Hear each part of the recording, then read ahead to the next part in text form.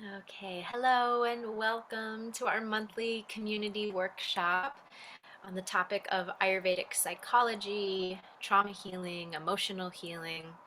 This year we've met the first Wednesday of every month to dive into various facets of this vast topic in Ayurveda. We've explored a lot of the psychological, emotional, physical, biological, interrelational aspects of emotional healing. And today we're going to dive into a bit more on the therapeutic process, the three phases of the therapeutic process that I've found in my practice over the last 10 plus years in practicing Ayurveda.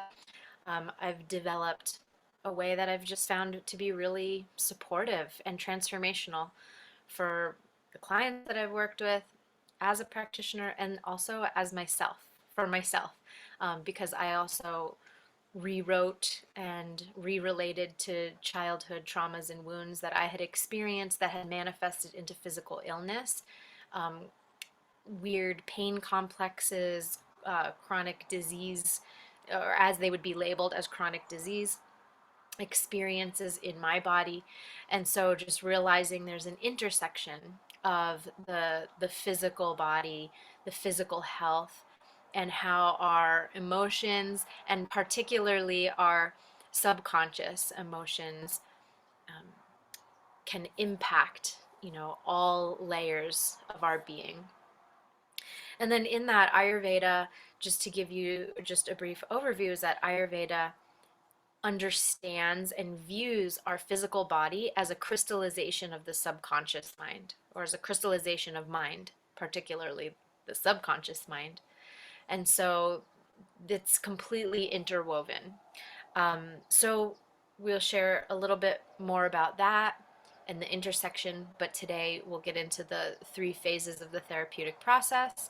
But as always, in each monthly session, because we're meeting together live, because this is community experience, I like to teach not only educational and concept, but I also like to give practical things that you can take away from this class right away and implement at home, and experiential. So we're going to do some practices together today, starting off, kicking off the class, the session, so that you can drop into a place of greater receptivity of the information, but also so you can learn these practices to take with you outside of our meetings, and they can support your healing and the deeper resolution of whatever emotional triggers or issues you might be facing or dealing with, or physical challenges and how they relate to the mental emotional aspect of ourself. So we will start off with that. So, and no worries if you don't have your video on, it's fine, but I'm happy to see you all here. Thank you for saying hello in the chat. All right.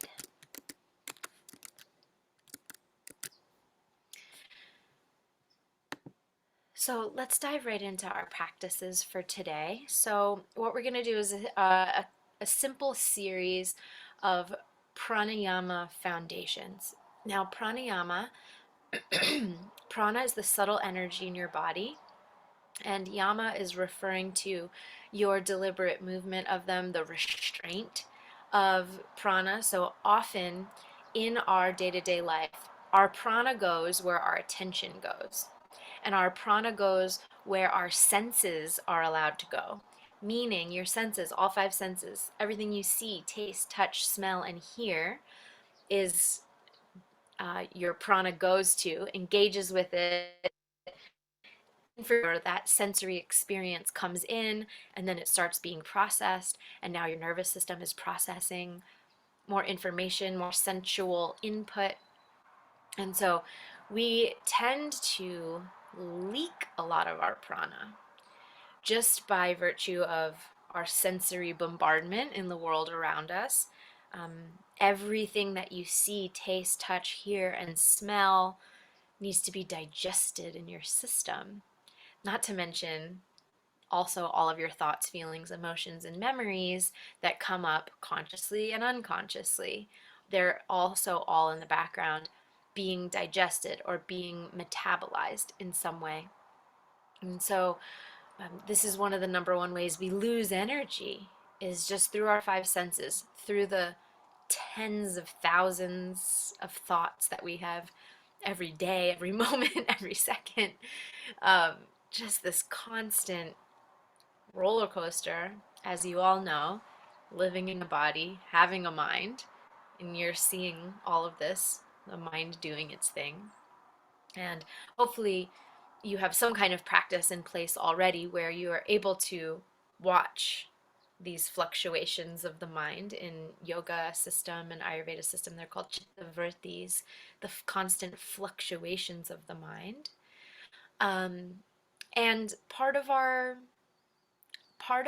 orientation in Ayurvedic psychology system is to connect more with the witness state of consciousness, the Atman or the soul, the part of you that is watching all of the fluctuations, not identifying with it. So, what identifying with the movements of the mind means is we have a thought, and then we all of a sudden immediately, reflexively engage with that thought.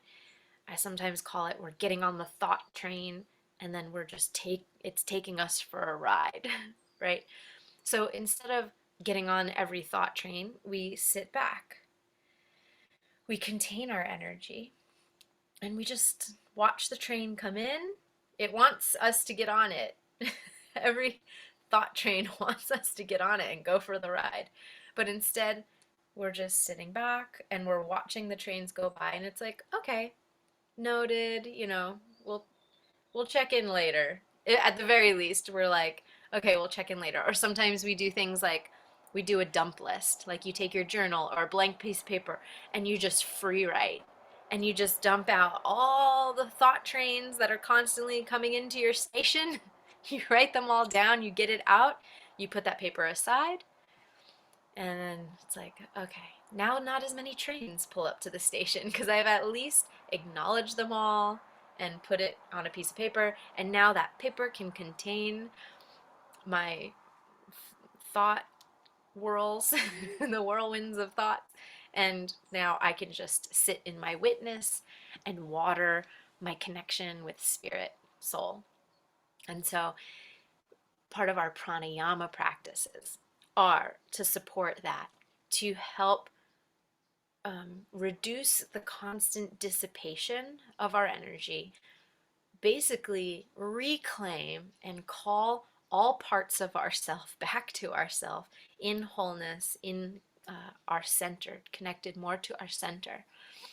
And then from that place, now we have an ability to recirculate that energy inside of us instead of letting it all leak out. So we recirculate that energy inside of us, and then that energy builds, that prana builds, and that prana is the healer. That prana is an extension of the divine energy in a physically manifested way, and it is the interface between your physical body and your mental body.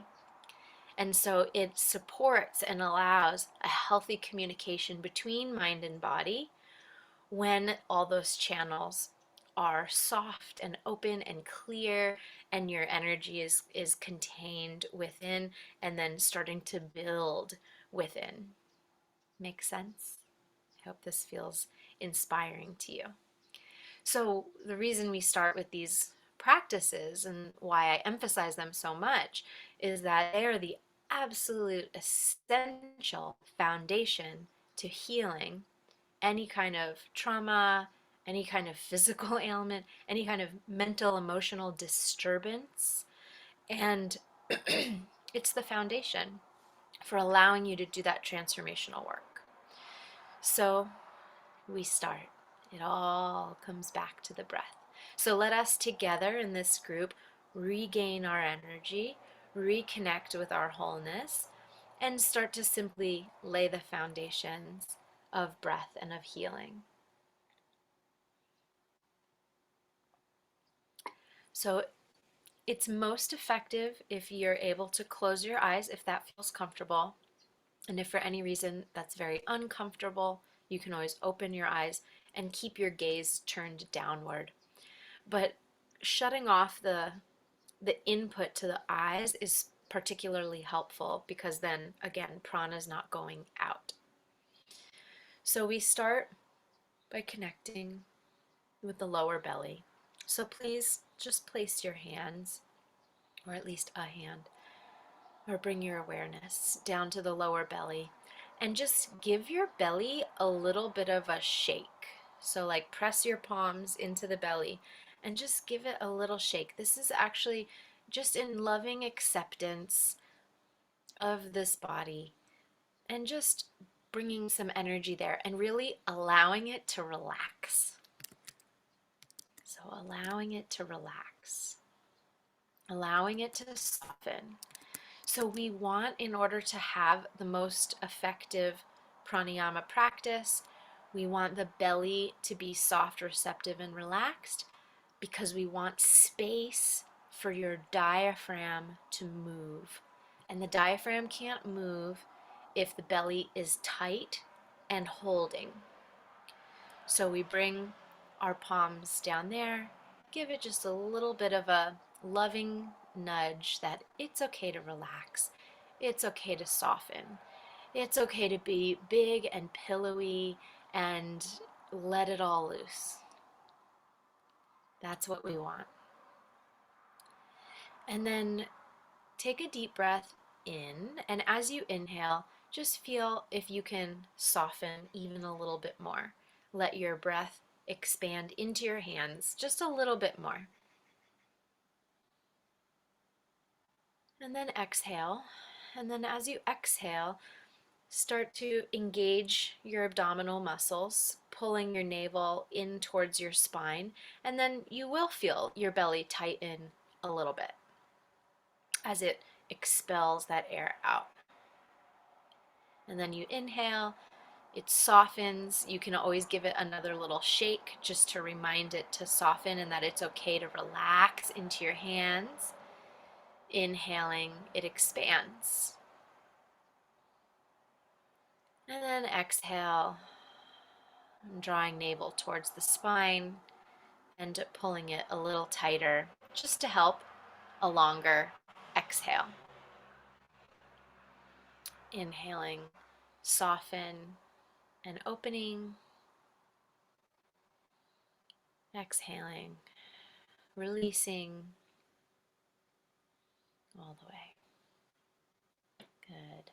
Continue this at your own pace for just a few more breaths.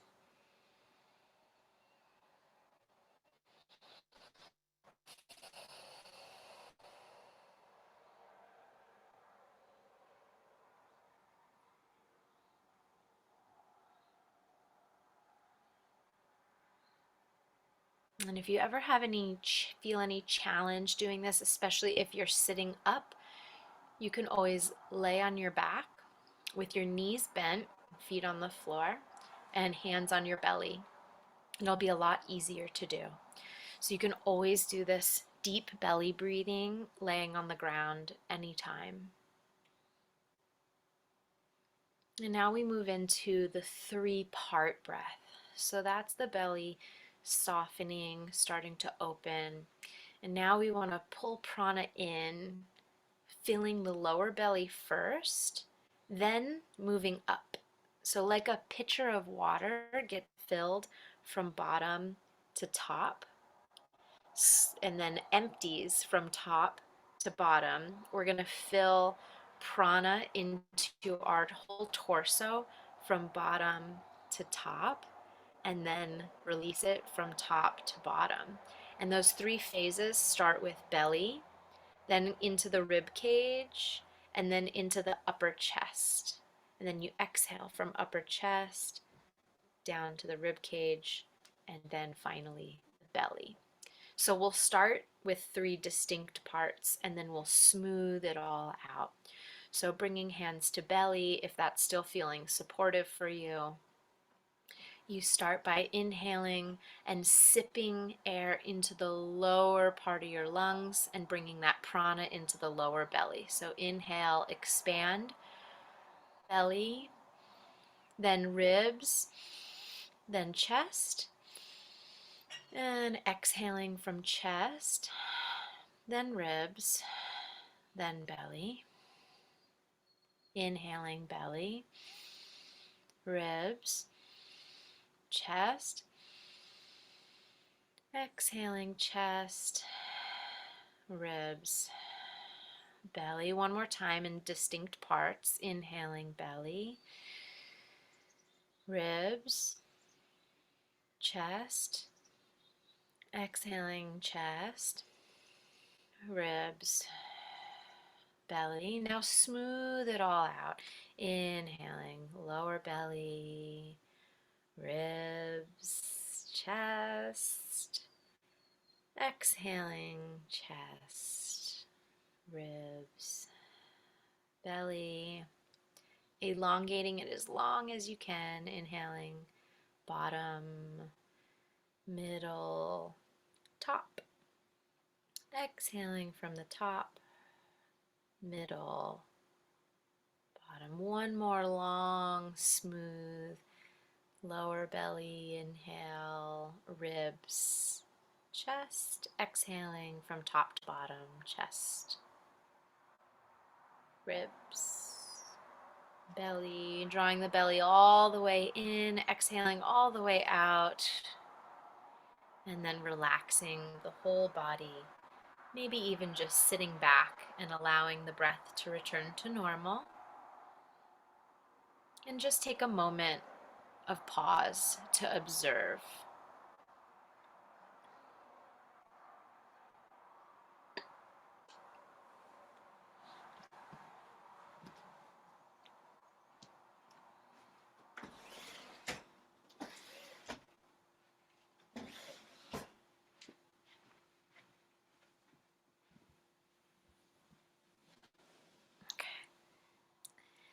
Then the next breath, we're going to use this foundation of the 3-part breath. We're going to do a smooth, long inhale from belly, ribs, chest.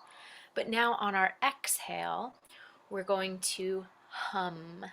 So this is similar to the pranayama practice called Brahmari pranayama, which translates to the bee humming breath. So you're making a humming sound that's so soothing. It's connected to the cosmic hum of the universe, and it really calms and soothes our whole nervous system and helps us connect to that hum of life, just like the bees going from flower to flower. And the only difference between Brahmari pranayama and the practice we'll do today is that in Brahmari pranayama, you touch marma points on your face and you close your ears. But it's just not appropriate for everyone to do at all times. And so we're going to do just a more simple, accessible kind of version of it that's still very soothing and calming. And so we'll sip air in a full, deep 3-part breath, and we'll exhale together 3 long times, making the humming sound. So go ahead and soften the belly, relax, exhale all your air out. Full deep breath in, and exhale with a hum.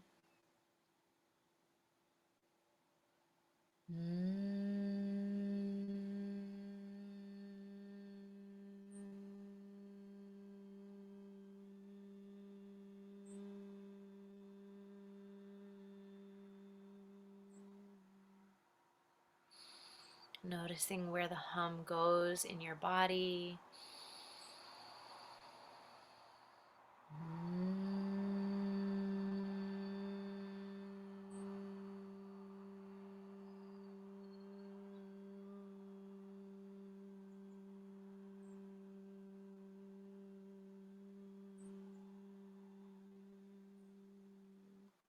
And just so lovingly humming as if mother singing to her child, your inner child, or inner parent or divine parent singing to you.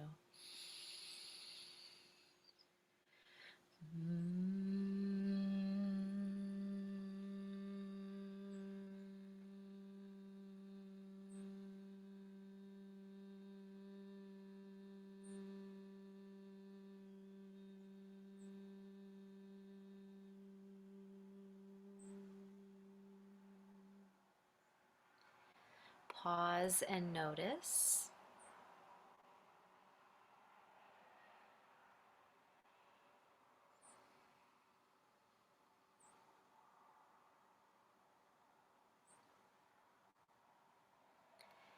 And then the final breath practice we'll do together today is called is a mantra breath. And so it's similar to an Utgit pranayama, but we're not going to do the other additional steps to it. So it's actually just like we're chanting. So we're chanting a mantra that is 3 syllables: Ha, Ri, Om. You've probably heard me say this before if you've been in previous classes, but it's an energy. Ha, you'll feel in your lower belly, in your solar plexus. Ri moves the energy up the spine. Om, it circulates all the way around through the head and beyond into the whole body to come back to a full circle.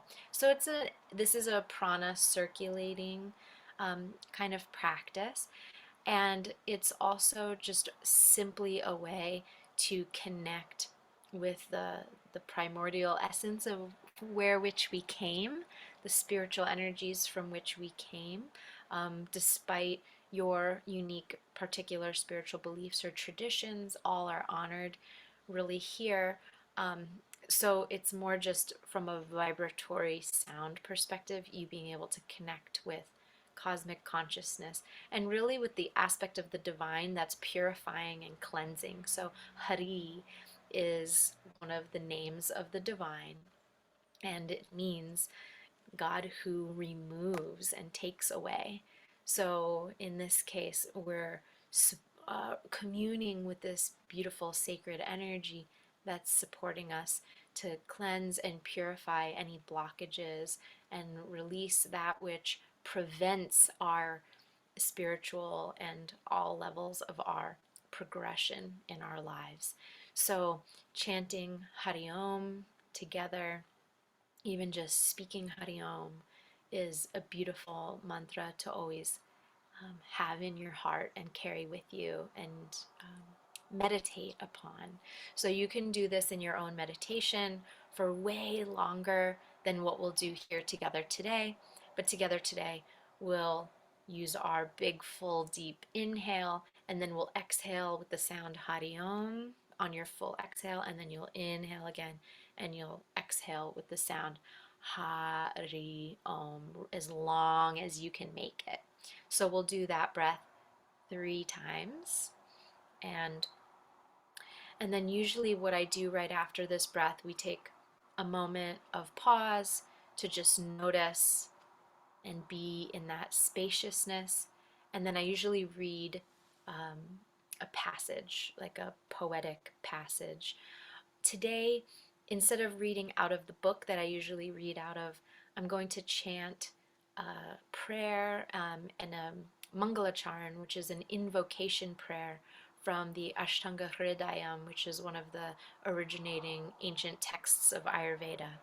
And that will kind of segue into, I'll give you the translation in essence, but it'll segue into our conversation today that I think you'll appreciate. So let us go into the Hari Om mantra breath. So exhaling all the air out, first emptying the lungs. Full deep breath of prana nourishment in. Exhale with Hari Om. Hari Om.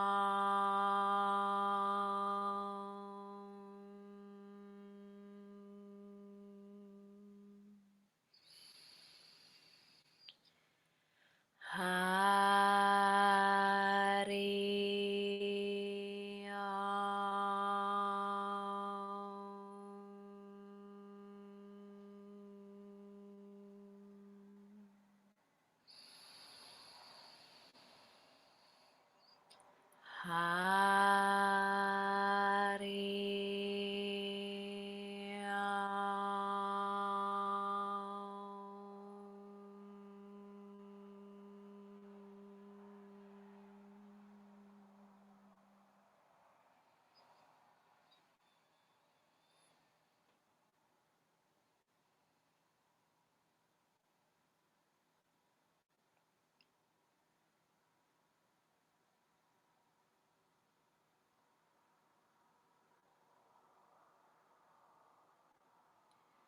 Ragari Rogan Satatanu Shaktan Asheshakaya Prasritana Sheshan Autsukya Moharati Dhanjagana Yo Purva Vairyaya Namostu Tasmai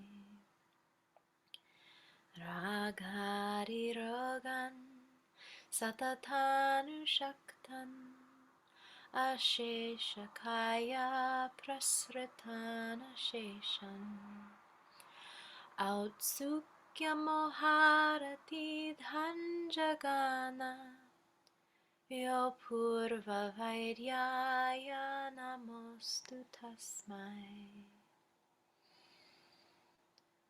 Ragadi Rogan Satatanu Shaktan Asheshakaya Prasritana Sheshan Autsukya Moharati Dhanjagana Yo Purva Vairyaya Namostu Tasmai Yo Purva Vairyaya Namostu Tasmai Yo Purva Vairyaya Namostu Tasmai.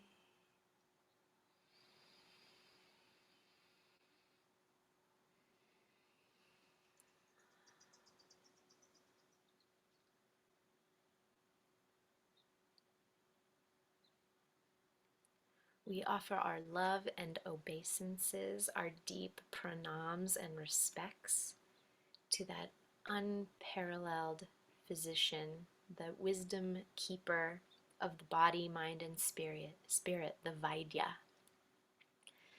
Deep, deep pranams, respects, and salutations to that Vaidya who is able to completely destroy, without leaving any remnants or residue, the groups of diseases that begin with raga, that begin with chittavrittis, the fluctuations of the mind, that begin with attachments, desires, aversions, trapped emotions, krodha, anger, lobha, greed, bhaya, fear, arrogance, envy, aversion, hatred. These groups of diseases that begin with a psychological influence are constantly connected with and spreading all over the body, giving rise to anxiety, delusion, confusion, and restlessness. Deep pranams and salutations to that unparalleled, wise healer who destroys all of the physical diseases that begin with the root of these mental emotional imbalances.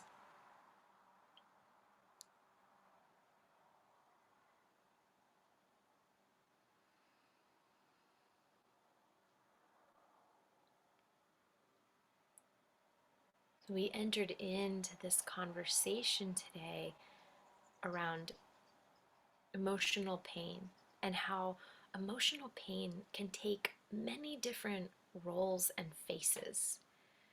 So I use the term emotional pain instead of trauma specifically, because although we've been diving deeper into this topic of Ayurvedic psychology and trauma healing.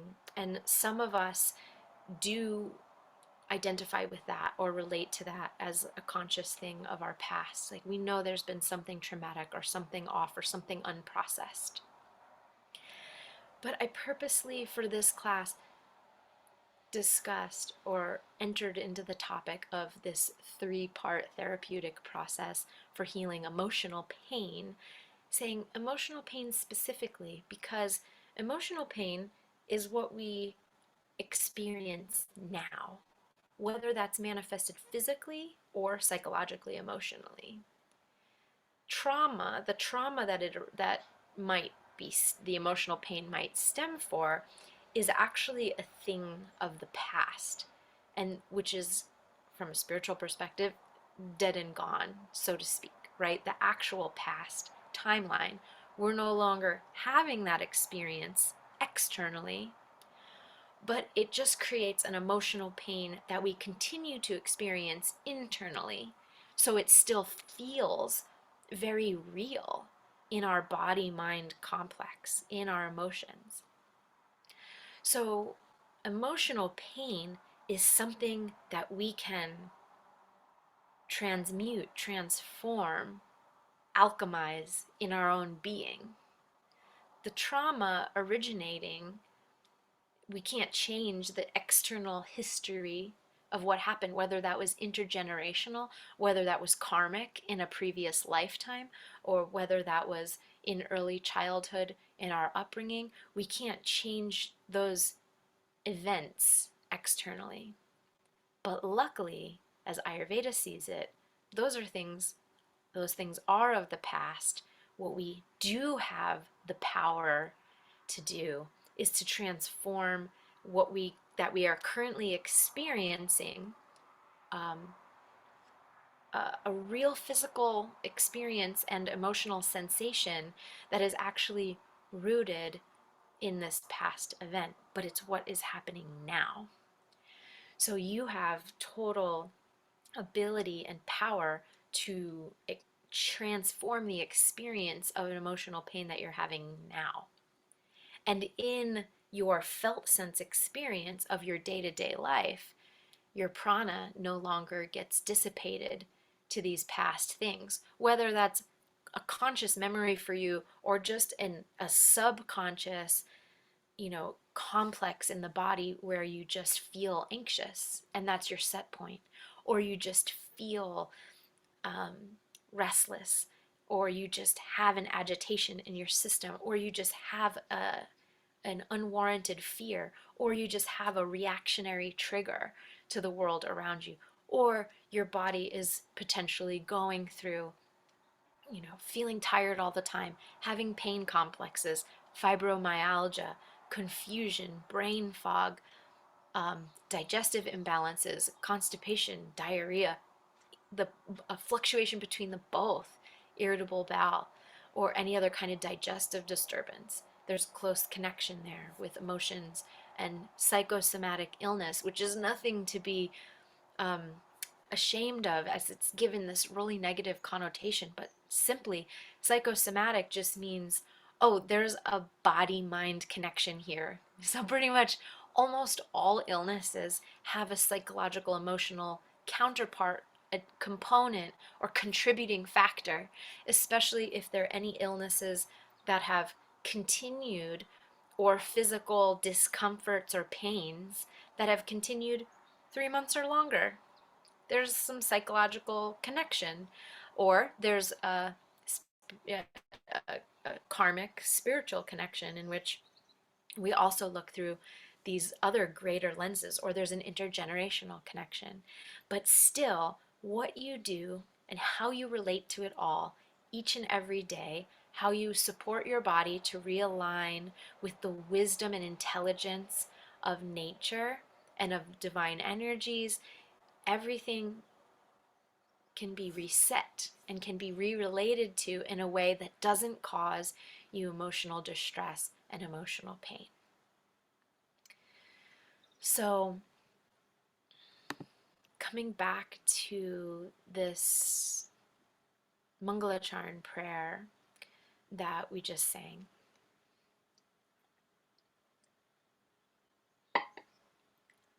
Salutations to that unparalleled physician is what it essentially translates to in English. But we dive deep into really understanding, like, wow, when we look at this message, it's like the real medicine, the thing that is most supportive in healing, the Vaidya or the Ayurveda, the wisdom and knowledge of life that exists inside of your every cell, that exists inside of Paramatman in your very heart, and that is a center of intelligence in your whole bodily system, body, mind, emotion complex. When that is unlocked, it is the supreme healer of all of our physical, mental, emotional ailments. And that true source, or the true healer, or the true medicine, is the one who is able to fully and thoroughly support you in resolving raga, dvesha, attachments, aversions, the fluctuations of the mind that perpetuate the body into imbalance or illness, without leaving any residue. These imbalances are corrected and realigned from the deepest parts of your being. So this, I want you to take home to remember, this is true medicine. The wisdom of that inside of you, and any healers that you engage with, practitioners that are able to address all of those layers. And by the time an imbalance also becomes physical, not only an emotional disturbance or challenge, traumatic imprint, psychological, mental imbalance in some way, agitation in your nervous system, by the time it also manifests in the physical realm, because it depletes Agni, our digestion, and therefore then kind of the disease process, excess dosha or toxins in the body build up and they lodge in different tissues, and then it does have a physiological expression. So these are some of the ways it's tied together. So it does need to be addressed on the physiological level. And in that, our Ayurveda has a vast enough umbrella. All of today's modern medicine originates and stems from Ayurveda. And so even surgery and gynecology and obstetrics and and pediatrics, they all have history in ancient Ayurvedic tradition. So all modalities of healing fit under that. But the empowering thing is that you are the leader of your own physical body and well-being. And so when you can, instead of giving your power away to any practitioner or healer or single modality, relating to it in a way of, come fix this, or getting frustrated with the dead ends that you might hit in the limitations of different modalities and practitioners, then you say, oh, actually, I'm in charge here, so to speak. There's a part of you that takes your power back, even though, of course, the divine's in charge, but you're aligning with those, with the higher powers as well. But it's important for you to, in your healing journey, to say, I'm in charge, and all of these practitioners and healers are offering me insights, support, perspectives, wisdom. But ultimately, it's up to me how I decide to apply all of these. And the more that you can learn about the bigger picture, the context for your healing journey, and ensure that you are aligning all the different pieces, this is the salutations to the unparalleled physician, the you that is the healer of you, that realizes, oh, I'm the one I've been waiting for here, and I'm going to choose to relate to this healing journey, or even this healing crisis that I'm in the middle of, in a new way, in a fresh way, in a curious way, not in a frustrated way, but in a compassionate way, in an accepting way, and in an open way, to be able to see the pieces fitting together. And so, coming back to, here it is. And so this brings us to, like, so we kind of zoom out in Ayurveda and we say, instead of focusing in smaller and smaller and smaller and smaller and losing the bigger picture, we zoom out wider and wider and wider and wider to really understand this intricate web of nuance in the healing journey, and the intricate web of nuance that is our own psychological, emotional, spiritual, physical being that we are. So this is whole being medicine, if you will. So you usually hear the term holistic medicine. And holistic medicine, that terminology has kind of been co-opted today because it's beautiful that the um, it's definitely not wide mainstream in society, but even people who aren't into it kind of are aware of like holistic approaches, natural, more, some people call it alternative medicine, which is funny because it's the ancient way of nature, and really modern medicine is an alternative to that. But it's not really, anything's not really alternative. It's just um, we're starting to notice, at least as a culture, there's great progression in that it's becoming more widespread and at least accepted that, you know, nutrition and diet and herbal medicines are becoming just more common and known. And so this is beautiful progress in our culture. And at the same time, you know, all of these, you know, so-called more natural therapies are termed holistic. But holistic is not limited just to mind body. So there's a whole movement in mind body medicine right now, which is also beautiful, and it's progress. But I want you to help break the mental pattern um, of allopathy that we've been trained in the West, which is pill for an ill kind of mentality. So it's like, oh, if I just look, turmeric, this is a natural substance. This is a plant medicine, you know, and it's anti-inflammatory. So I just take a bunch of turmeric.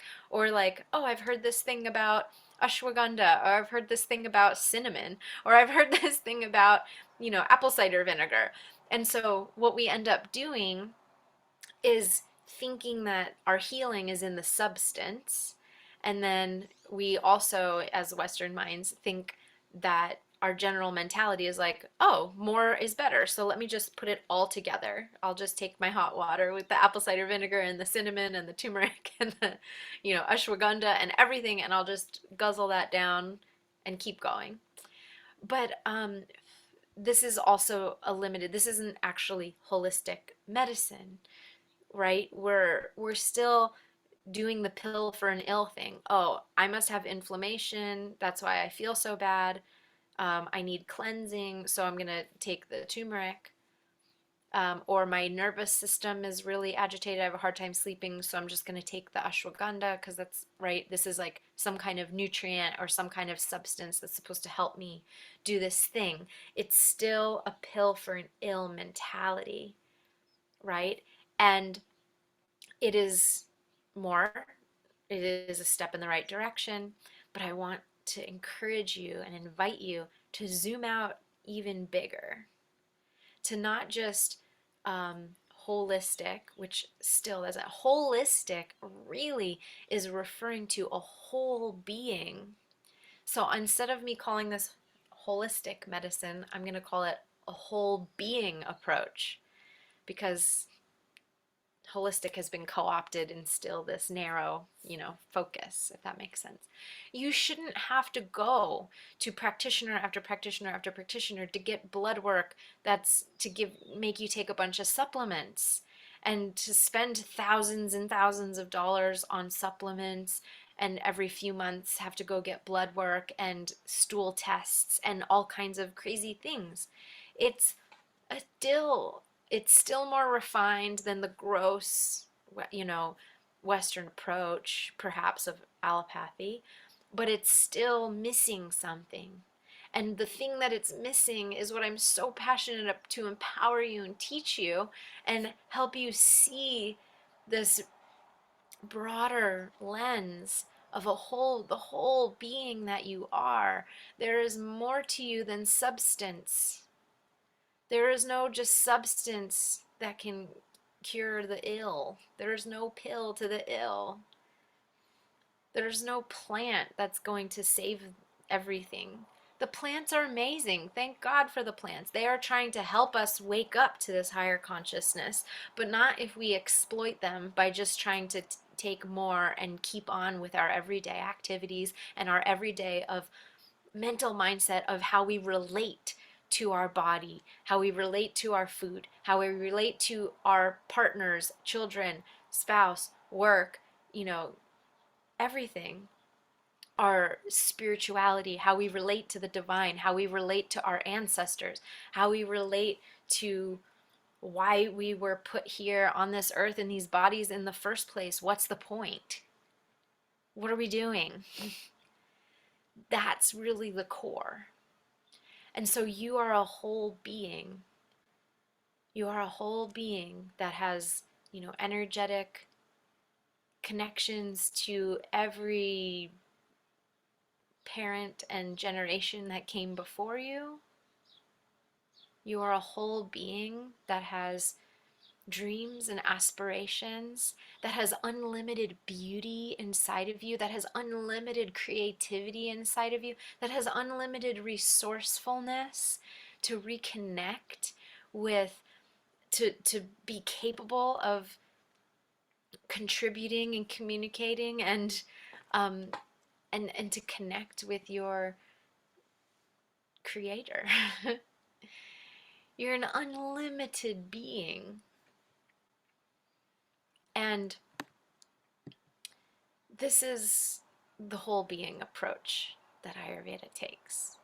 So, emotional healing, emotional pain cannot be resolved, transformed, and transmuted at the level of emotions. Right? Just like Einstein said. What was the quote of Einstein? Any problem cannot be solved at the level of consciousness in which it was created. So it pains me to see emotional healing being treated only with trauma healing modalities, because it's a never-ending spiral. You will never be able to find the bottom of the traumatic imprints.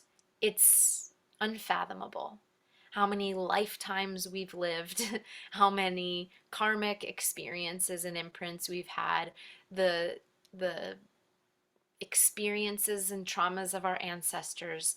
This entire world, there's not a human that goes unscathed from traumatic imprints and emotional pain. And so emotional pain can't be healed only on the level of emotional pain resolution, period. Which is why this whole being approach is so essential. And this whole being approach, luckily, there is a process, a therapeutic process that allows you to peel back some of those layers, to navigate with nuance into the depths of your subconscious, and to bring those things that are ripe, that need to come to the surface, that are your most main blockages in your physical health, in your mental, emotional clarity and vibrancy, and in your pranic and spiritual vitality. That is important piece, but it's just not the only piece, because you're a whole being. Much of this has to have the keystone of your spirituality. It has to have the keystone of a connection to your higher self, your witness self, your consciousness. This can be however you are most comfortable with comprehending it, despite your religious affiliations or beliefs. We all can relate universally. Humans can all recognize that we all have compassion within us, right? So if you can recognize, do I have compassion? Have I ever experienced myself as compassionate to anyone or anything? Compassion is a divine attribute. So if you've been able to connect with any type of compassion at any little point in your life, then you have a spark of divinity that you can source a reference to. Compassion, curiosity, any sense of confidence, connection, connectedness. Nature is one of the ways that is most easy for us to remember. Something mysterious and beautiful beyond the everyday, mundane, material doings of life, right? So we all have this component, and you being able to connect with that component, that higher self, that true self, that higher mind, even the source of wisdom, the source of unending compassion, is the part of you that you can connect to and does the healing of the parts of you that have forgotten due to those parts of you fragmenting off and getting frozen in time back to the things that were painful, uncomfortable, or traumatic. So, what happens is when we experience some kind of traumatic imprint, or when we simply, even in childhood, if our needs weren't met, emotionally, our caretakers were neglectful or just not present or distracted, there's just a deficit there. There's, no matter who we are as humans, there's a deficit there, and there's an experience of longing. That longing is sacred. That longing is what compelled you on this path to seek something higher. That longing and that pain and suffering that may have been compounded by all kinds of other horrific experiences that I'm so sorry that you had to go through. You didn't deserve that. I wish you didn't experience that. Whatever the pain, heartbreaks, losses, you know, devastations. But that longing in us builds no matter what those experiences were. The search deepens and the tension grows. The tension grows, and for some of us, it collapses and we give up. Or at least we have moments of giving up. But if you're still here in this conversation with me, you haven't given up. Praise all that is good. You haven't given up. You're still seeking and searching. That tension in you to find a solution, to find something that really supports your inner transformation, that tension is holy. That tension is sacred. That tension is the calling to your greatness to heal. And heal does not mean fix something that's broken. Heal means returning to the wholeness that you actually already are on the eternal plane. But you can remember that, literally remember the parts of you that have been fragmented, stuck, lost in the past, frozen in time, unable to metabolize the experiences, the painful experiences that you've had. They are fragmented away from you. They need to be remembered back into wholeness. And that's what the therapeutic process does. It remembers, helps us remember. Not just as a concept of like, oh, in this moment, I just remember the divine and all is well, but that becomes a bypass to the pain. No, we need to go back in.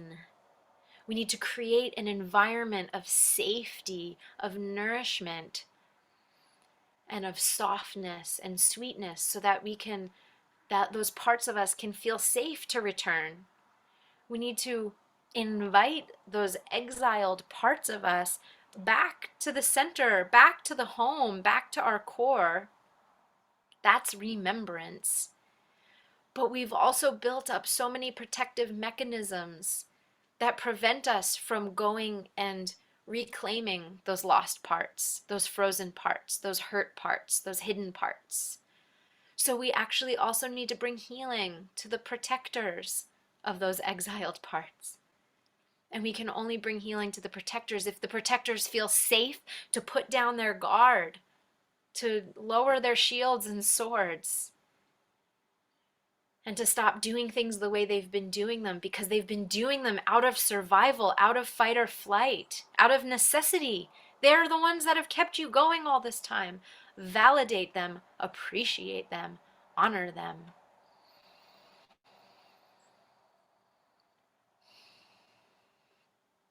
They feel safe. They will allow you entrance into the higher realms and into reclaiming the lost parts. You bring them all back. You bring them all back. They can let go of their burdens. They can let go of all that they've been holding. You can show them how to let go of the things that they've been holding. And then you can show them a new way. You can learn a new way of relating. And then the turmoil's not there. And then the body doesn't have to create the pain to get your attention. It doesn't have to create the agitation. It doesn't have to wake you up in the middle of the night in a panic attack or frustrated or scared. It doesn't have to relate to your spouse as the perpetrator. It doesn't have to relate to life as the perpetrator of who originated that pain. The only reason you feel the way you do towards your body or towards others or towards life circumstances or towards the world at large is because of those early imprints or in those foundational developmental experiences that imprinted you for life whenever they happened, whether it was during childhood developmental years or after, anytime in your past, they have imprinted you into experiencing life in the world in a certain way. And that informs your physiology. And that informs the gut and the fire in your belly. And that informs your disposition and your everyday way of thinking and feeling.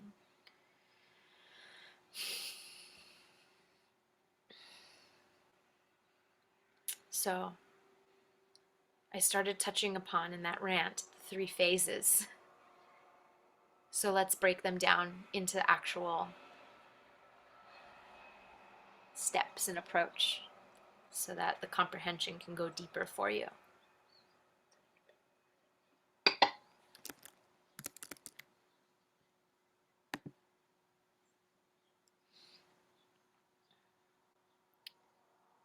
Thank you, Claudia, for your beautiful reflections.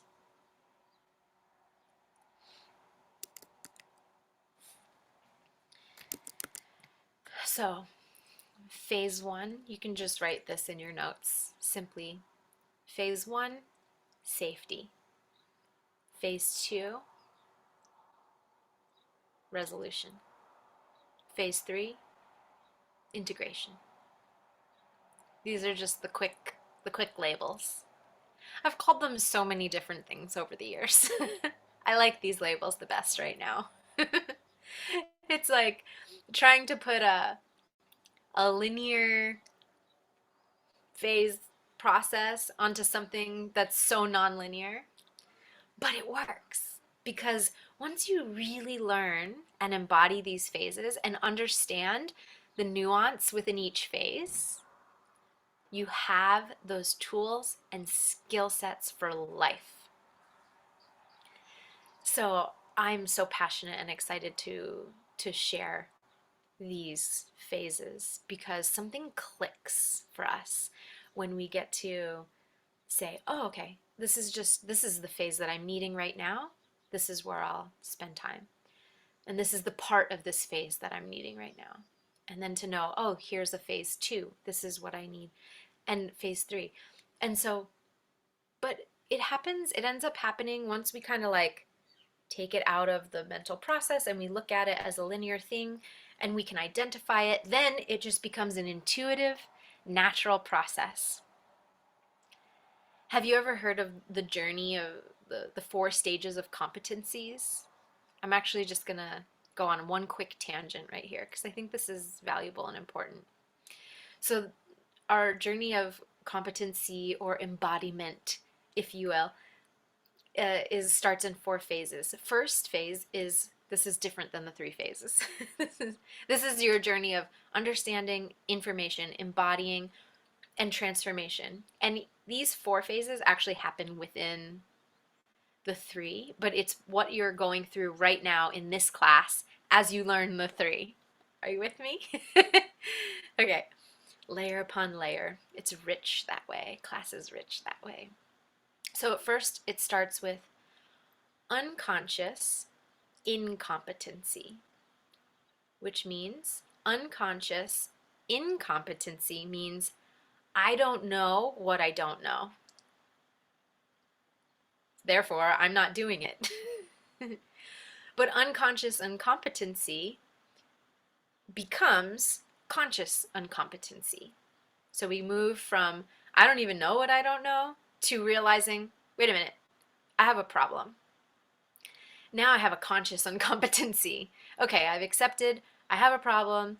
I need to do something about it. I need to learn something. Okay, what's the thing I need to learn? I need to learn the tool, but I'm still incompetent at it, meaning I'm conscious that I'm incompetent at it. So I'm aware that I don't know the thing that I need to know. So what do? This goes from the 2 to 3. What do I need to do? Now I need to learn how to do so that I can move from conscious incompetency to conscious competency. Okay, so I'll learn. Now I learn, and this is partly, okay, I woke up to it, I'm learning. Now I become competent at the thing, but I still need to think about it. So I use the map, I follow the rules, I follow the instructions, I follow the guidelines. Okay, now it's a little bit of regimen, a little bit of, I have to check some boxes, I have to schedule some things, I need to use a little bit of willpower to change, I need to do some things to like make this stick. So I'm consciously competent now. So I know and I'm aware that I'm doing something and it's starting to work. Then this moves to stage 4, which is later on the spectrum of like a mastery, if you will, or like moving towards a mastery, which is unconscious competency. So that's stage 4 of learning. So I learn it, I don't have to think about it anymore. I don't have to think about it anymore. It just becomes a natural way of being. Now I don't need the willpower, the check boxes, the schedule, the doing all the things, because the thing that I previously didn't know how to do, I learned and I did it deliberately, and now it just is a natural extension of who I am. Now it's just a natural extension of who I am. So it's unconscious, again, because I don't have to think about it so hard. So now it just becomes a natural extension of who I am, and you've moved through all 4 phases. Simple example is driving a car. So, there's an unconscious incompetency when you're a child and you don't even think about driving a car. And then you're consciously incompetent. You're like, whoa, I think I want to drive a car. That would afford me a lot of freedoms, but I don't know how to do that. And then you get old enough and you're, caregiver, someone teaches you how to drive the car. Now I'm consciously becoming consciously competent. But I have to really think, right? My foot goes to the gas, my foot goes to the brake. I have to shift in this way. I have a horn, I have signal lights, I have check the mirrors. Okay, I have a checklist, a 15-point checklist of how to drive this vehicle. Here's what a stop sign means. Here's what a green light means, But you have to like think about it. Oh, here's how I make a left turn or a right turn. And then what happens? That's stage 3. And then it becomes an unconscious competence. I don't have to think about driving. The vehicle just becomes a natural extension of my being, and I can just effortlessly drive while I'm talking, while I'm drinking, while I'm listening to music. Hopefully not while you're doing too much else, but some people while they're eating and shaving and putting on makeup. Um, so all kinds of things I used to see in my car when I lived in a city. Now I hardly go in the car because I live in the country, and I just go visit my cows and feed them every day and water the garden and pull vegetables and make tomato sauce, which is what I'm going to do after this class. We have bushels of tomato sauce and corn and just so many beautiful vegetables, squash, zucchinis, more pumpkins. We have all the little kids, our friends, coming this weekend to pick pumpkins out of the field. Mostly all edible pumpkins, all kinds of winter squashes and pumpkins. So anyway, I don't see a lot of those city things anymore. um, uh, so that is the journey from unconscious incompetence to unconscious competence. So the same goes for healing, is why I went off on that tangent. The same thing goes for healing, psychological, emotional healing, is that we have to go, at some point you went from unconscious incompetence, like your body was just doing a process that you didn't realize. And then you had a conscious incompetence. Whoa, there's a problem. Something doesn't feel right, whether it's emotionally or physically. Something doesn't feel right. I need to do something about it, but I don't know what to do. So now you're here. You're like, well, I'm trying to learn the thing to do. So now I'm giving you the 3-part map. You're going to start to learn this map, and you're going to become, you're still going to be in that phase of conscious incompetence, but you're going to start to have tools. So I gave you the tools in the beginning of today's workshop. Do those every single day, ideally every morning, to set the beautiful stage for your day where you're connected to yourself, where your prana is retained and building instead of leaking and dissipating everywhere. So that's part of phase 1, safety, is pranayama. I can trust myself enough to know I'm not gonna unintelligently waste my prana in places it doesn't need to be, especially first thing in the morning when I'm trying to reserve so that I can overflow into the things that matter most to me in my day. So this is part of step 1. So under your phase 1, safety, pranayama, what that also does is create a safety in your nervous system. Creates a safety in your nervous system, because the nervous system, and from a scientific level, it's like, oh, your vagus nerve starts to get toned and stretched, and there's these stretch receptors in your diaphragm that creates a neurochemical cascade of hormones that make you feel relaxed. Okay, great. So sometimes we need to know these things mentally, intellectually, so that you feel you have buy-in on a practice so that you actually do it.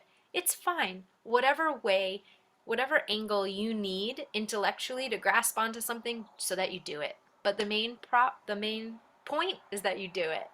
And you do it consistently every day. If you miss a day, just go start again. Just keep going. Keep going. Keep going. Start again.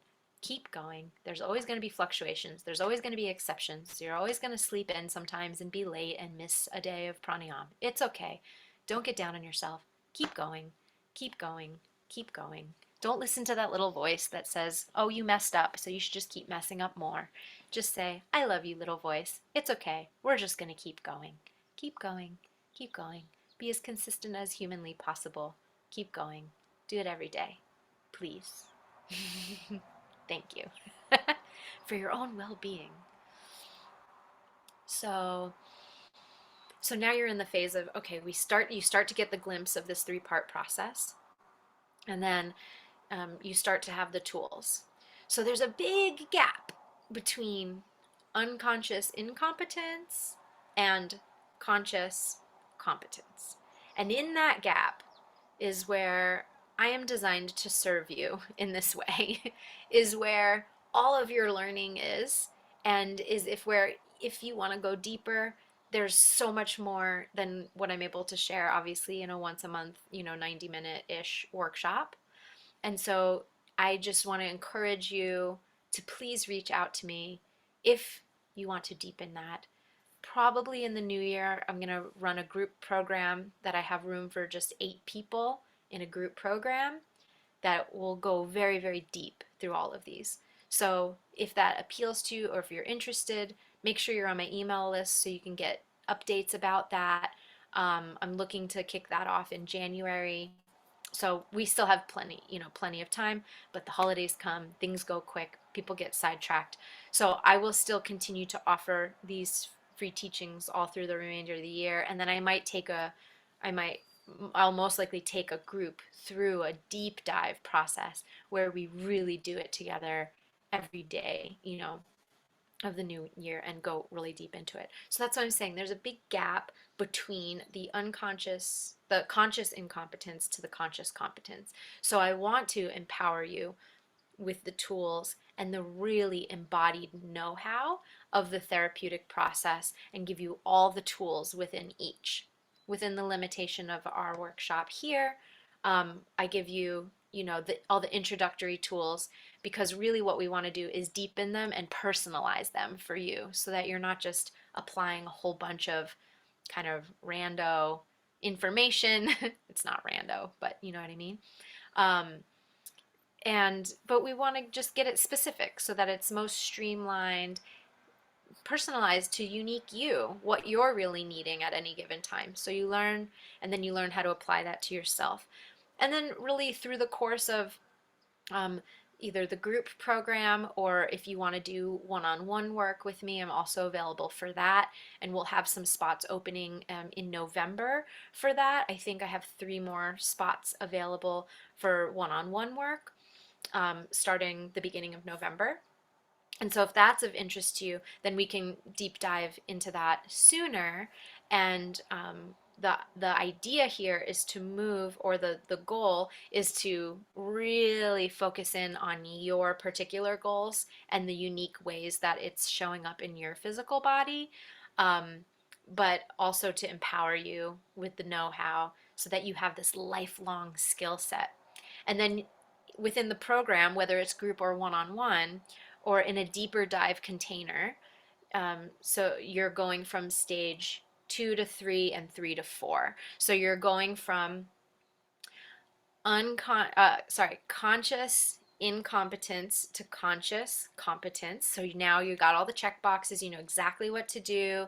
It's working, you're feeling free, you're feeling whole, you're feeling connected to your body. You're no longer experiencing the tension, the pain, the anxiety. You're resolving the gut issues, the hormonal issues, the physical manifestations, whatever they might be. Those are resolving. You're still putting in effort, and now you start to let go of the check boxes, because you move into that stage 4 of mastery, where it becomes a natural expression of just who you are, and you don't have to think about it anymore. So just kind of in that way, we zoom out and we look at what are those 4 stages. Now here in these workshops, we go from stage 2 to the beginning of stage 3. And then through deeper dive immersive programs like the group program, like one-on-one work with me starting in November or beyond, then we start going deeper all the way into phase 3, and then to phase 4, where it becomes a total part of naturalness. So whether you work within my groups or with other healers and practitioners, I just want to give you that map of those 4 stages that you'll go through, and just make sure you're following your path of the things that feel most resonant and supportive for you, that are streamlined, that are personalized, and that feel nourishing and supportive to you, that actually work and are effective and are giving you the results that you're looking for. And blessed be, Ayurveda provides all of those tools and more, which I'm so grateful for, and offer all my respects and pranams to my teachers and the lineages that I get to be a part of, and to share this from. If it weren't for them, I wouldn't be able to share any of this with you, and I would still be, very sick and suffering. So it's with my humble gratitude that I just acknowledge where the source of all of this beauty and wisdom and truth and support really is coming from.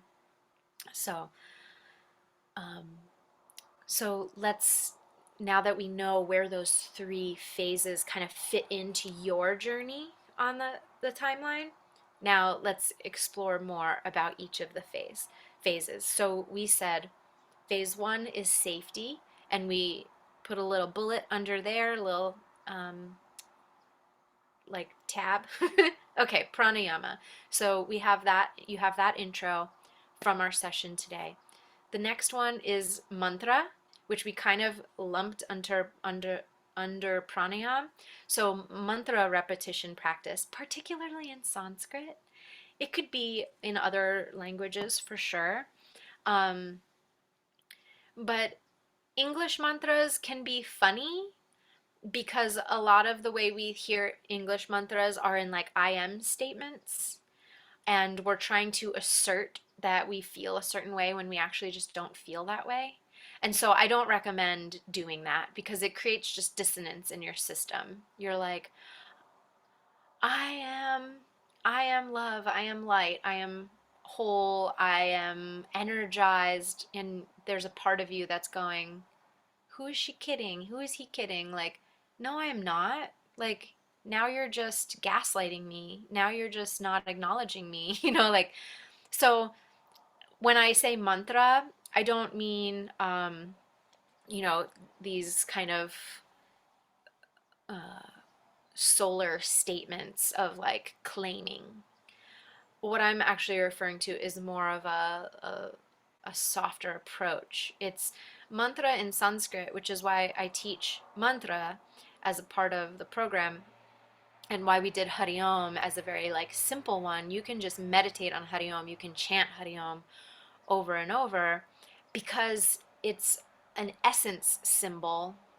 It's not in a language that you attribute other meaning to, that brings you more into the mental plane.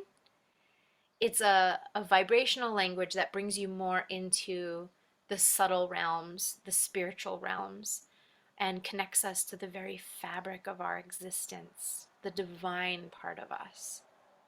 And so we chant mantra and we sing mantra, or just simple bij sounds, which are seed syllables, like om, and we chant those over and over, or the humming, simply the humming.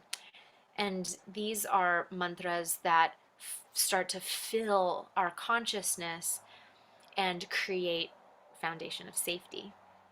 So under this safety, you have that pranayam and mantra. Now under the safety part as well, we also have spiritual practices, and this is going to be your preferred method of spiritual practice, whether that's prayer, daily prayer, or sitting at an altar, lighting a candle and incense, having flowers, having objects, sacred objects that remind you of the divine, whether that's chanting japa on prayer beads, mala beads, or even rosary beads, whether that's, reading some kind of scripture that feels really uplifting, ancient text for you. So these are your own unique spiritual practices. And then there's a process that we do in our programs that I guide that higher mind part of yourself that you're um, establishing deeper and deeper connection with, and we guide that part, the high light wisdom part of you, divine part of you, to come into the subconscious mind, to start bringing its light and wisdom and love and compassion into the subconscious mind, which starts to illuminate the landscape and prepare it for phase two. Um, so, so spiritual practice is also included in phase one. I'll talk about phase two in just a second. And the next thing under safety is consistency of daily habits. And under consistency of daily habits, we want to write Vata pacifying diet. Vata pacifying diet. Even if you just Googled Vata pacifying diet, you will find lots of great examples. So in Ayurveda, Vata is the principle of air and wind and movement in the body. And when it comes to resolving any kind of emotional issues, psychological emotional pain, or physiological imbalances as well, we want to eat foods that support the calmness and the regulation of the nervous system, which is in Ayurveda is called Vata pacifying diet. So that just means you're going to eat foods, you're pretty much going to eat 3 meals a day, breakfast, lunch, and dinner, something that's warm and cooked, ideally by your own hands. Really, Vata pacifying is like soupy and porridgey. So like soups and stews or steamed vegetables or, cooked vegetables, warm porridges with spices and with healthy oils. And you could fit those general guidelines into any of your dietary preferences and foods that work for you, but start to consider that. It's nearly impossible to do really meaningful emotional healing work if you simply aren't fed and slept, each day. So at least start with, if you're grazing or snacking or eating on the go all the time, at least start with one warm meal a day at around noon or between noon and 1, tight window, not like sometimes I eat at 11, sometimes I eat at 3. It's like, okay, I'm just going to at least have one warm meal between 12 and 1 every day. Okay. um, so because this falls under safety, because your nervous system and your inner body and your inner child needs to be fed regularly. There's no part of these exiled parts of ourself are not going to come back, trust you, and come back to wholeness if it doesn't have physical stability in a container that it can trust. In order for you to create trust in your system, you need to feed it warm, healthy oil, cooked meals, ideally eaten in a pretty peaceful way, not with like on the go, rushed, or, while you're reading and listening to music or there's craziness going, you're just at least breathing, communing with your meal, tasting it, chewing it, swallowing it, going slowly, pausing in between bites, right? So you're giving your body an opportunity to actually digest what you're eating.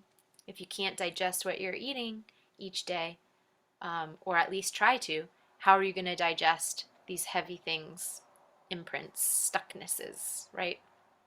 So this is part of creating safety, consistency in daily routine, um, Vata pacifying diet, and Vata pacifying lifestyle. So there's a whole bunch under this too that is the therapeutic application of oils. So oil on your skin, oil in your ears, oil in your nose, all kinds of ways that you use oil therapeutically in Ayurveda to support the nervous system feeling safe and regulated. And so you can write in your notes like oil therapies. So these are all part of, creating safety. And obviously there's a longer form, group immersion, which I'm I did a lot of group immersions like several years ago, and then I've just been doing one-on-one work the last 3 to 4 years. Um, and now finally, I think in 2023, I'll get back to doing longer group immersions. So I'm excited for that. I'm excited to take a sweet group through like the full experience of all of the practices and include some, live events and retreats together so we can get together in person because we can get together in person again as well, which would be so great. Okay, so there's some more nuance, of course, under the safety, but that phase one is the most essential. And phase one was also my attempt this year doing these monthly workshops. I was like, okay, if I can show up consistently in this conversation, it will also create a trustworthy container of people relying on that insight and a place that they can go to just be in this conversation at the very least. And then I offered practices, to each month, these practices so that you can do them every day. So essentially, together, as in this community, we are establishing phase one of safety. And as Sue so beautifully shared in last month's class, she said she'd been following my work for many years, and she even studied with, we have a teacher in common that she studied with many, many, many years ago, like in the 90s. And she said, and all these years I've been in stage one, in phase one of creating safety. And so we can go many years or months just establishing safety for the parts of us to be able to come back into wholeness. So then that stage one is what, and Sue, you even wrote in the chat. Okay, she'll be back for the recording. So stage one lays the foundation for stage two or phase two to naturally occur. And that's the beauty and the magic of phase one, is if you do phase one right, it naturally arises. It creates a ripeness for phase two. So just like we garden here on our little mini meditation farm, our devotional farm, we garden, and there's phases that you watch the plants go through. First, you have to create healthy, rich soil full of nutrients, and you plant the seeds in there, and then you water them every single day. They need to get water and sun every single day. If they go too long without eating, like sleeping, right? These are the things your body needs. But if the plants go too long without the essentials that they need every day, then they never ripen. They never fully bloom into the harvest that we're experiencing now. And so it was very interesting to watch throughout all the different parts of the property where we have different kinds of gardens going. We have different permaculture gardens, and some of the plants that like really took off, and then some of the ones that stayed small and didn't like really come to fruition. On one hand we have bushels of tomatoes and corn, and then none of the eggplants came up. In fact, I picked the other day one tiny little eggplant this big, like literally fit into, like, it looked like a little teardrop. It fit into my hand, that size. And I was like, one token eggplant, because what happened? Oh, something wasn't right in the pH of the soil. Certain bugs came that like to eat nightshades. They ate all of the plants. So it was just like interesting to see which bloom and which never fully ripen, never fully bloom. So why I like to take a personalized approach is because I want to support you, uniquely you, in your uniqueness to come to a full bloom in that ripening process, which lends itself to stage 2 and 3 ultimately. But stage 2 is a resolution stage. So stage 2 is where the triggers are resolved. So you can write that. Triggers are resolved. Stage 2 is where protective mechanisms or protectors are unburdened. Protectors are unburdened. And exiles are reclaimed or remembered, brought back into wholeness. And as they're doing that, so I hope that wasn't too big of a list. Let's see if I can remember the precise words I use. Triggers are resolved, exiles remembered, and protectors are unburdened. And exiles are unburdened. So the only reason why we have these fragmented parts of us is because they're holding burdens. So the unburdening process is also we can also write in your list, reprocessing of past memories. Those are the burdens that are held by parts of us frozen in time. They're holding the burden of this memory. So we have to therapeutically support them to unburden the memory. And there's so that they can come back to wholeness. They leave that there and then they come back to wholeness. And then once they're back and they're unburdened, now they get to reconnect. This is stage 3, integration. Reconnect to naturalness, reconnect to true self. So these parts of you become unburdened, and now they're like, well, who am I without that big heavy thing I've been holding my whole life?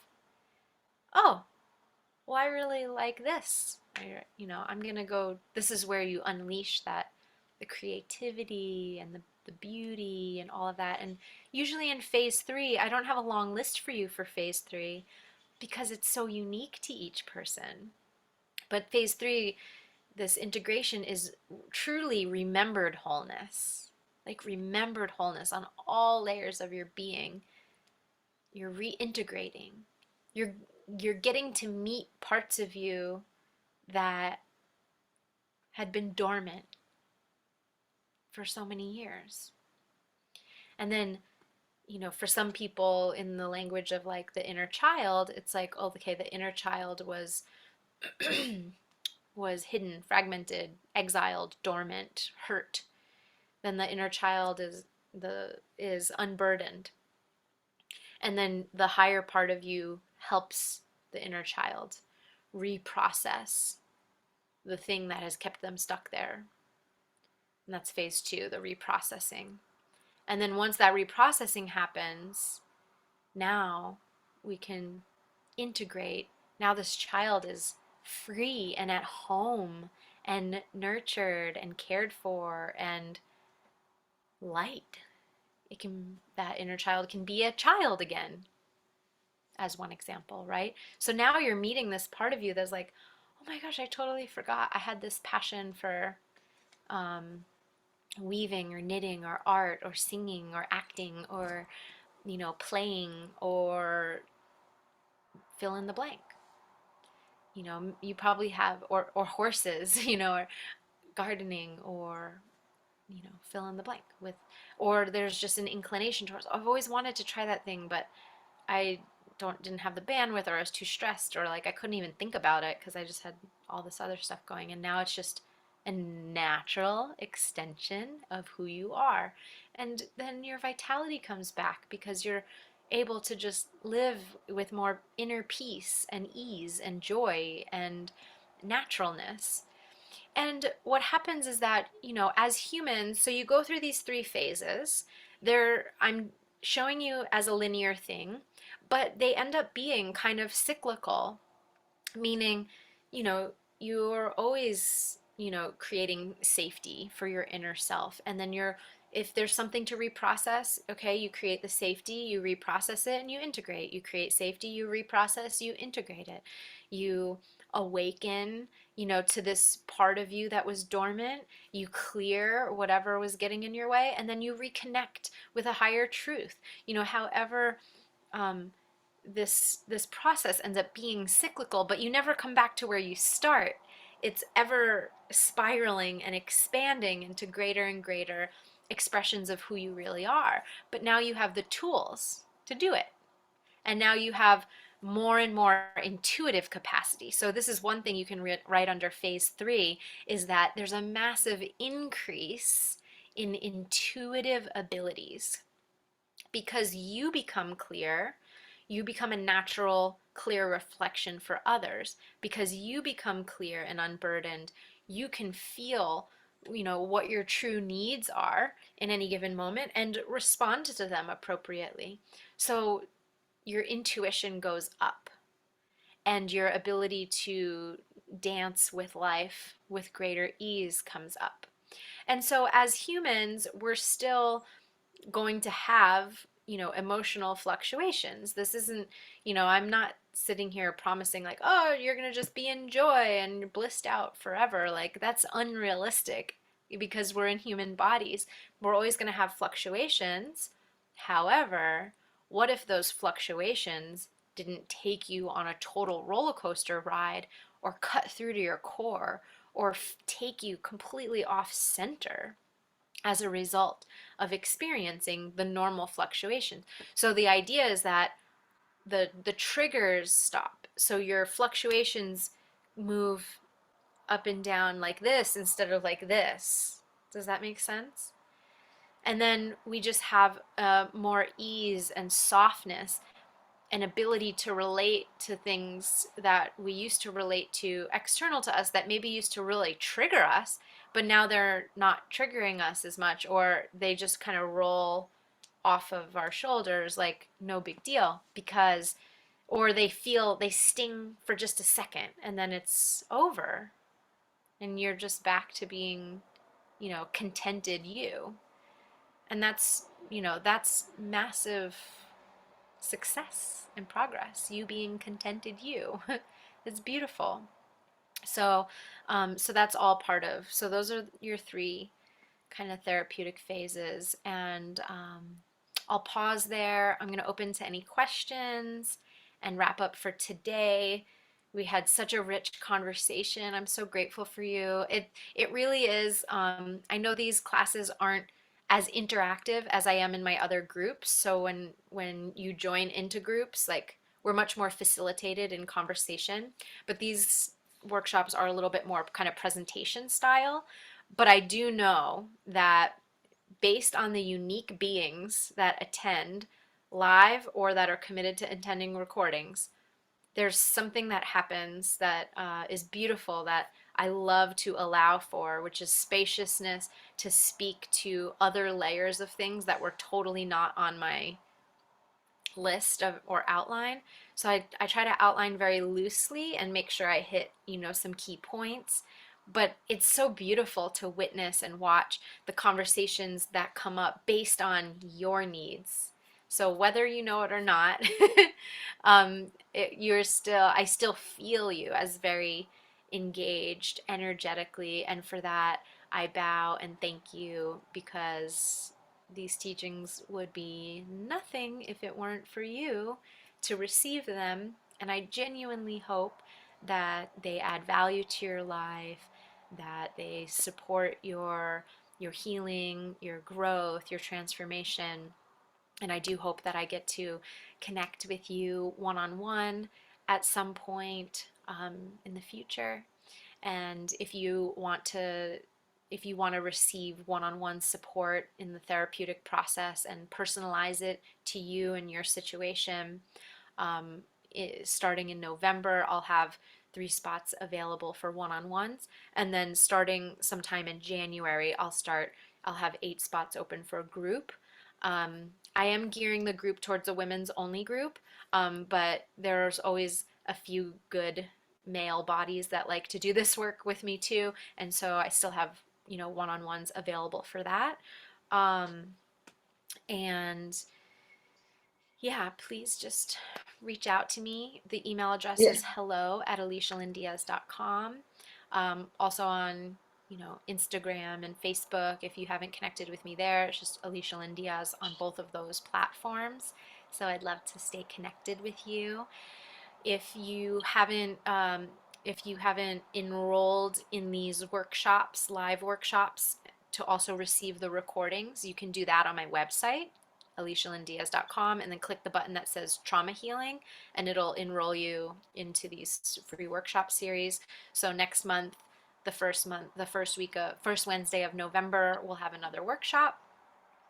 And What else did I want to tell you? Let me see if there's any questions. You're welcome, Radhika, Maria, Becky. I'm so grateful to have had you here. And Claudia, she loves this. Now it's a natural extension of who I am. Yes, that's the best part. When it all becomes part Alicia, can I ask you a of who you question? are. Jessica said, coming from a corporate environment, it takes creativity to incorporate all of these great teachings. Absolutely, absolutely. And that's, you know, you can implement them across no matter how you engage your time, but really there's a depth of discovery that happens as you go through the process. And sometimes your external world reorients, and sometimes it's simply a different way that you relate to the external environment. Radhika has a question. Eloy, I'm so happy to have you here. Deep bow to you as well. And Dawn had a question too. Radhika, go ahead, Yes. unmute yourself. I'd love So, to hear. Alicia, see, when you know somebody in your family, like I feel my younger son I'm not is hearing you. suffering. I see you unmuted, but I don't hear you Yeah, speaking. but when you see your child going through the trauma, you see his behavior pattern, but he's not aware, but he's very So Radhika, reacting. maybe if you type it or when you get your sound, take a moment to get your sound working. I'm just going to reflect on Dawn's question. Um, Let me make sure it's not on my end. Could everyone else hear? Let me see. I hear something now. Yeah, can you hear? Ah, I hear you now. Yeah. Sorry if it might have been on my end. I just clicked a few buttons and I'm sorry. Okay. Hi. Okay. Guys, Oh, the internet's a little being choppy. born generally, it's because I had my kids very close, and I have a lot of maybe we're not we too immature to handle, and we have so many of our things. But I feel too much reactivity. It's affecting his health, his relationship. He's a soul.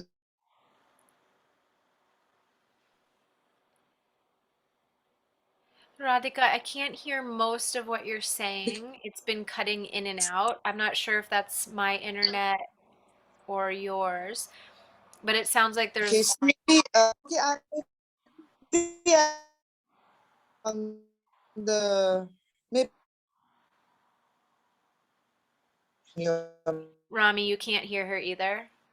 Okay. So it might not, yeah, it's in and out, Radhika. I'm sorry, we can't hear what you're expressing. okay, okay, I'll connect to you. Oh, now I can hear you. You can hear me now? It's gotten better. Yeah, can you try to share a succinct version of what you just said? Let's see. Okay. If not, So yeah. how do we member is suffering?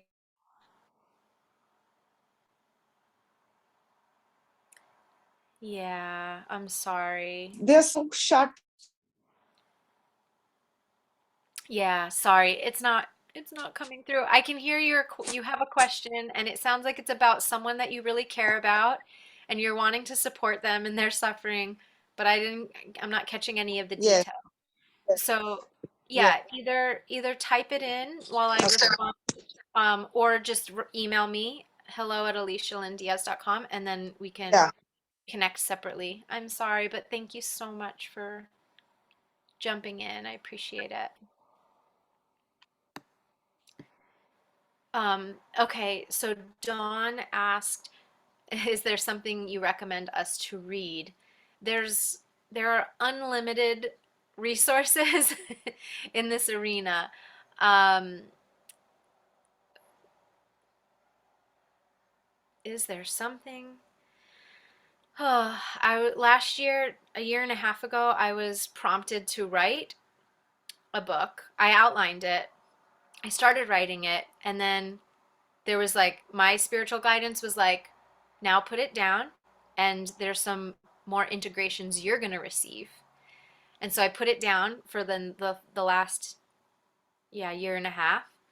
Uh, maybe it was over a year and a half ago. Anyway, year and a quarter, I put it down. And I've received so many refinements and integrations since then to describe more deeply what I'm sharing here. And so I wish, just to hear your question, I wish that I could offer you a resource. I just don't know anyone else who has integrated these pieces that I feel so passionate to teach you about. I can give you a few resources that don't integrate them all the way, but that still offer some insights on the different pieces. Um, and then hopefully one day I get to be someone that helps integrate them for you. So Dr. David Frawley wrote a book called Ayurveda and the Mind. And that is a beautiful synopsis, very intellectual understanding of this psycho-emotional, spiritual, and physical approach to Ayurveda, but through the lens of psychology a bit more. So I would definitely recommend that. I would recommend any of Dr. Vasant Lad's books that appeal to you, that give foundations of Ayurveda. And most of his books don't go, all of his books, they have a physical front, because he's like very much like a medical doctor approach, but he's the most pure spiritual lineage holder in Ayurveda. And so everything, like if you look at the book on the cover, it might not seem like it's going to talk about the psychology and emotions, but every single thing that man speaks of integrates beautifully psycho-emotional, spiritual with the physical. So any of Dr. Vasant Lad's titles that draw you, I would highly recommend. And if you just want somewhere to start, he has a simple little red book called The Science of Self-Healing. It was his very first little book in Ayurveda, and it's beautiful. I would start there with those two. Um, those are the two that come to mind right now.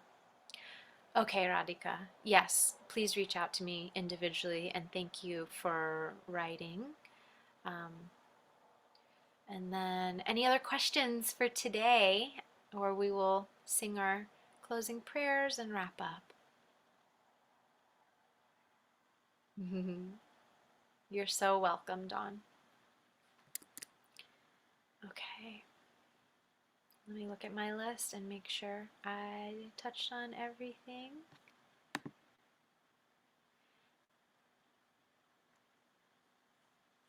Yeah, so I guess last thing I'll leave you with, other than our closing prayers, is I did mention if you are interested in the group program coming up in the new year or in the one-on-one work, um, in order to explore that, I just offer a simple introductory consultation. So I call them Ayurveda trauma clearing consults. So I don't have any of them open until November because my whole calendar for October is full. But I'll leave you the link in the chat here. I would just copy and paste the link so you have it open in a different tab. Pull that up. Oh, I didn't have it open. I'll get it here. So I'll give you that link. So if you want to book on my calendar for November, the trauma clearing consult is is is a standalone 45-minute-ish. Usually we go up to an hour session. That is a complimentary call, but we'll talk specifically about your unique situation. So we'll talk about reducing or eliminating triggers that can hijack your nervous system, make you spin out in that roller coaster of mind and emotions, stress, hyperactive thinking, those kinds of things. We'll look at specifically what your symptoms might be physically if you're having painful experiences in your body or illness, even if other practitioners have told you, oh, they can't figure it out, or nothing's wrong with you, or you've kind of met some dead ends. We'll be able to explore that in your unique situation, and you'll be able to understand more specifically what are some of the things that you should be addressing. And then we'll also explore, this is all for the trauma clearing consult, potentially, depending on what you need. These are some of the things we could explore. Breaking free from the patterns that keep you stuck in that fight or flight, or fight, flight, fawn, freeze. And then if there were early developmental traumas that you're aware of, you can bring those to the session. We can talk about those, and I can share more specific perspective on resolution. If you're having any kind of digestive difficulties, IBS, food sensitivities, cycle related pain for women, or transition into menopause pain, migraines, insomnia, fear, lack of focus, cloudy mind, autoimmune issues, all of these types of conditions all have that mental emotional component. So we can kind of unpack that in a trauma clearing consult. So I'll put the link. I have at least, I think my calendar only lets us book like a month in advance. So the whole first week of November is open. But if you go back and check it, maybe I'll open it just so the whole month of November is open. But I'll go back and check it so you can book in for November, and then we can have a one-on-one call there. Whether or not you decide to move forward in one-on-one or a group program, it's no problem. You'll get to leave the session with a more personalized map for yourself. So here's that link. If you're watching this as a recording, it's below. It'll be on YouTube below. All of the recordings from past workshops are all on my YouTube channel, Alicia Lynn Diaz. So you can watch them all. They're all dated. So every month of this year, there's a workshop that you can listen. You can listen while you're doing laundry and dishes, and like it's easy. Just have this conversation in your ear. If you want to do the guided practices every day, just fast forward to the section towards the beginning of class and just let me guide them for you. These it's very important to me that these tools are available and at your disposal. Oops, I put that as a direct message. Here's the calendar link. And yeah, such an honor and a pleasure to serve you and support you. I hope I get to have some Ayurvedic trauma clearing consults with some of you in the future. And if not, I'll see you next month. The first Wednesday of November, we'll be back here for another topic and deep dive and practice together in community. So coming into our closing prayers now. Take a big deep breath with me and exhale. One more inhale. Just sing the chant if you know it. Loka samasta sukhino bhavantu. Loka samasta sukhino bhavantu. Loka samasta sukhino bhavantu. Om Shanti Shanti Shanti. Hari Om Tat Sat. Deep love, respect, and pranams to each of you, and may all beings remember their wholeness and the peacefulness that resides in the sanctuary of your own devotion.